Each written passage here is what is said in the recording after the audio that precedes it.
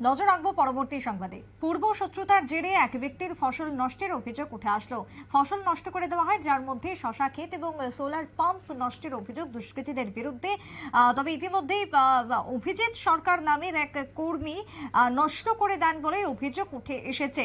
ঘটনা প্রসঙ্গে জানা যায়, বামুটিয়া পুলিশ ফাঁড়ির অন্তর্গত গতকালকে রাত্রে দক্ষিণ রাঙ্গুটিয়া এলাকার ঘটনা। ক্ষতিগ্রস্ত কৃষক চাঁদ সরকারের পরিবারের সঙ্গে পূর্ব শত্রুতার জেরে এই ঘটনা সংঘটিত বলে অভিযোগ। জিবি বাজার পুলিশ ফাঁড়ির অন্তর্গত ইন্দ্রনগর এলাকার অভিজিৎ সরকার নামের এক যুবকের বিরুদ্ধে উঠে এসেছে অভিযোগ। ইতিমধ্যে এই অভিযোগ দায়ের করেছেন ওই কৃষক। সংশ্লিষ্ট কৃষকের দাবি, অনতিবিলম্বে ব্যবস্থা গ্রহণ করতে হবে অভিজিৎ সরকার নামের ওই অভিযুক্তের বিরুদ্ধে। কি বক্তব্য উঠে এসেছে, কি অভিযোগ বামুটিয়া থেকে উঠে আসছে, শুনুন। কালকে রাত্রে 1টা নাগাদ আমরা হঠাৎ করে একটা শব্দ পাইছি আর কি বাইরে। আমরা ভাবছি হয়তো গরুর ঘরের শব্দ হইব, গরু টিনের ঘরে থাকে।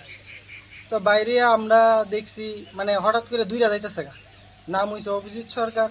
হ্যাঁ, প্রথমে আয়া মানে আমরা অনুমান করতে পারছি যে প্রথমে আয়া শশা ক্ষেতটি কাটছে। কাটার পরে ওই আমরা সোলার সাবমার্সেল বিজেপি সরকার দিছিল, তো এইটা নষ্ট করছে। নষ্ট করার পরে হয়তো তার মনে ইচ্ছা আসলো যে আমরা ঘরও আক্রমণ করব। তো আমরা রাত্রেবেলা বাইরে দেখছি পরে তা হ্যাঁ বাইক লিয়ে দুইটা গেছে। হেলমেটটা এই জায়গার মধ্যে পাওয়া গেছে। কয়জন ছিল তারা? আমরা একজনই দেখছি। এই দুটো ক্ষেত মিলিয়ে কতটুক জমি হবে? দুইটা ক্ষেত কম করে তো আধাখানি দইবই। এই বিষয়টা তোমরা পুলিশকে জানিয়েছো? পুলিশে এটা ওখানে একটু আগে গিয়া রিপোর্ট করে যাইছি। এই পুলিশে কইছে আইবো আর কি। তোমার নাম? রূপন সরকার। জায়গার মালিকের নাম কি? রাইজান সরকার।